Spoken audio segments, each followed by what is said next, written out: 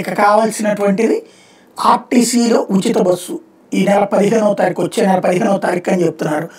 ఈ 15వ తారీఖు ఫ్రీ బస్సుకు సంబంధించి స్త్రీ శక్తి అనేటటువంటి పేరుతో టికెట్లు కొట్టమని చెప్పారు. అయితే ఒక ఆధార్ కార్డు ఇప్పుడు తెలంగాణలో కానీ కర్ణాటకలో కానీ వాడుతుంటే ఆధారే కాదు ఏ గుర్తింపు కార్డు అయినా పర్లేదు అన్నటువంటి ప్రభుత్వం చెప్తోంది.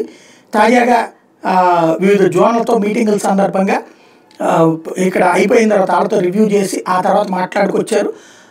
ఏ ఐడెంటిటీ ఉన్నా పర్లేదట, ఆధార్ కానీ ఓటర్ ఐడి కానీ పాన్ కార్డు ఏదో ఒకటి చూపించినా సరే ఆర్టీసీ బస్సులో ఉచితంగా ప్రయాణించవచ్చు అని చెప్పి చైర్మన్ కొనకాడ చెప్తున్నారు.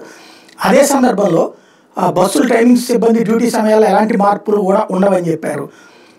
కాకపోతే ఇక్కడే ఒక సంచలనాత్మకమైనటువంటి విషయం ఏంటంటే ఈ పథకం ద్వారా మహిళలు రాష్ట్రంలో ఎక్కడికైనా ప్రయాణం చేయొచ్చు అన్నారు. ఇక్కడ అది డౌట్, ఎక్కడికైనా ప్రయాణం చేయొచ్చు అంటే బెజవాడ వాళ్ళు విశాఖపట్నానికి లేకపోతే తిరుపతికి వెళ్ళొచ్చా, ఇది డౌట్.